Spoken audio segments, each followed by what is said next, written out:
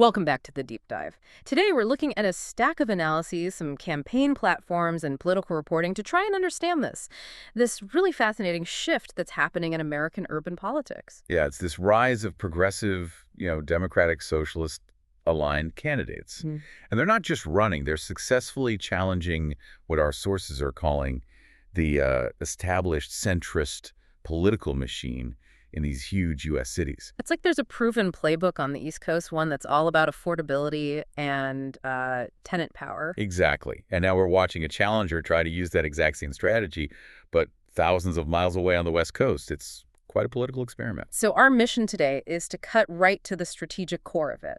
We're going to analyze the blueprint for success. Zohran Mamdani, the mayor of New York City, and then dive into the campaign of Rae Huang in Los Angeles. And the big question we're asking is, can she really be LA's Mamdani? Right. And our analysis for this, it draws pretty heavily on news coverage, some deep dives from sources like the Los Angeles Times, and of course the campaign documents themselves. Yeah, and some great analytical pieces that really connect the political dynamics of these two enormous cities. It lets us compare their platforms, their backgrounds, and crucially, the unique hurdles they each face. Okay, so let's unpack that blueprint. Let's start with Zohran Mamdani. The sources are really clear on this. His path to the mayor's office in 2025, that's the model. It is. I mean, he was born in Kampala, Uganda in '91, moved to New York as a kid. He went to Bronx Science, studied Africana Studies.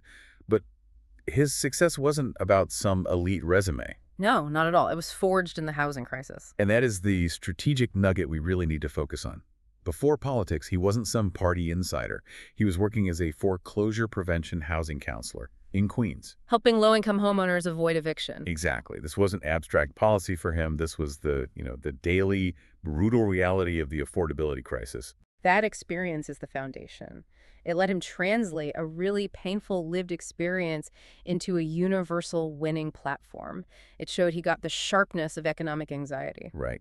And from there, he gets elected to the NY State Assembly in 2020. That's for Astoria and Long Island City.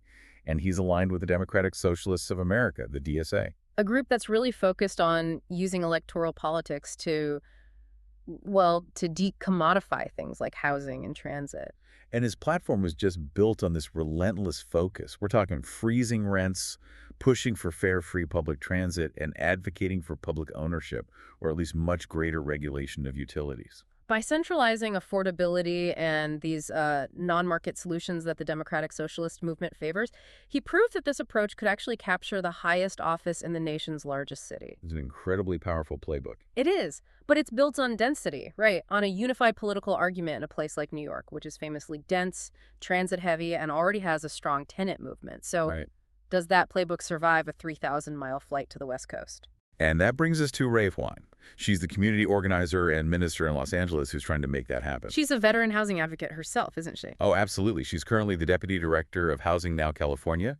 Their whole focus is explicitly on tenant rights and fighting displacement. So very similar roots. So at age 43, she announces her run for the 2026 LA mayoral election. But she's not running against a political unknown. No.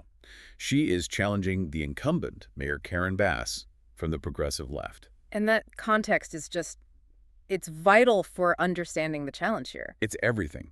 Mayor Bass is a highly established, progressive-leaning Democrat. She won on a very strong promise to tackle homelessness. So Huang has to make the argument that the current progressive leadership has actually failed on the very issues it promised to fix. Exactly. She's trying to open up space for a more, what she calls a transformational approach. The argument is that the status quo, even the progressive status quo, isn't working. And what does that transformation look like in policy terms? Well, it echoes Mamdani, but it's tailored for LA. She's pushing for a big expansion of public housing and strengthening tenant protections. That's her version of Mamdani's affordability focus. But she's also weaponizing LA's unique failures. That's a good way to put it. Pushing for free or reduced cost bus service for Angelinos to address the car culture, and investing in unarmed crisis response teams to critique the massive policing budget. So it's no wonder the media is drawing this parallel. The ideological alignment is it's undeniable. Totally. You can see three really striking parallels. First, Both Mamdani and Huang align with democratic socialist movements. He's the elected example. She's an active member of DSA-LA. And second, they both centralize the same three pillars: housing, affordability, and transit. And third, and this is key, they both emerge from deep grassroots organizing. They are genuine insurgent candidates. They are not, heirs to the traditional political machinery. Which in both cities often involves powerful real estate interests Right. and these long-term party power brokers. But, and this is a huge but, here's where we hit that critical difference. Right. Mamdani won in a city where that progressive wave, as we said, already had significant momentum. They'd already elected a number of aligned folks to city council and the state assembly before he even ran for mayor. So Huang is entering a vastly different political landscape. Vastly. She's challenging a strong incumbent in Mayor Bass, and she doesn't have any prior elected office experience, which Mamdani actually had by the time he ran for mayor. And that raises a fascinating political question, doesn't it?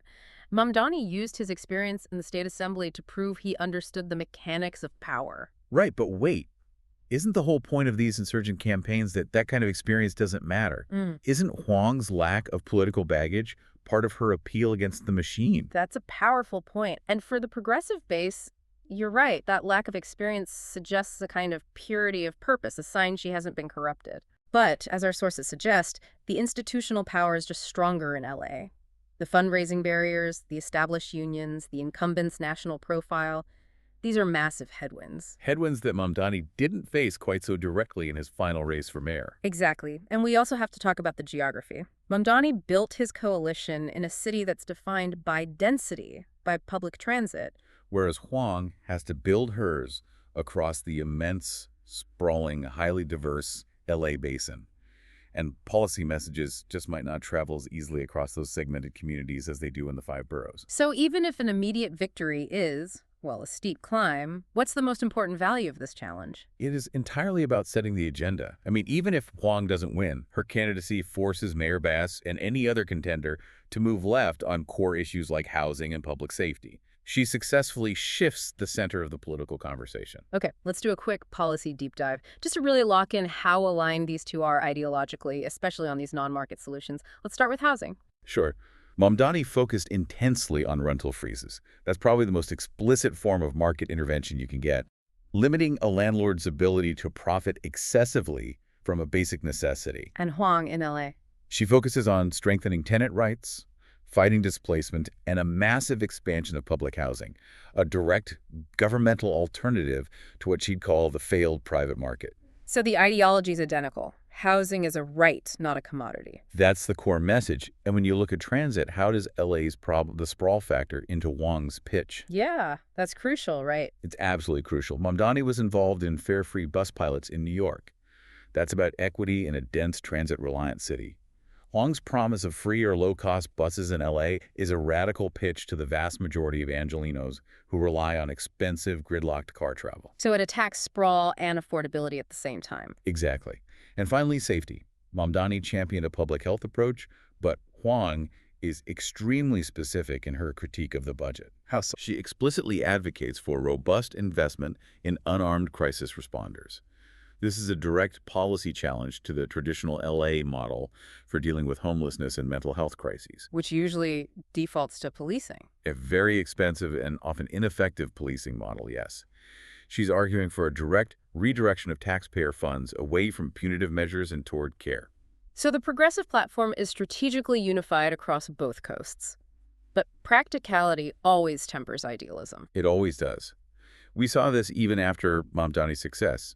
Critics immediately pointed to his relative lack of government management experience. It's a common criticism of DSA-aligned candidates. It's that steep learning curve of running a massive city bureaucracy. Right. Idealism has to very quickly meet operational reality. And for Huang, those hurdles are already visible.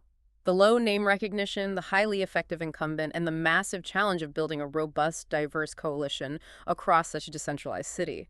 Not to mention the constant, grinding challenge of fundraising against established money. It really does raise the possibility that her campaign's main role is that of an agenda setter. The blueprint exists. Mamdani proved it works. But the political terrain and the institutional defenses in Los Angeles are just. They're fundamentally different. So let's revisit that central question for you, the student of politics listening to this. Can Rae Huang become LA's Mamdani?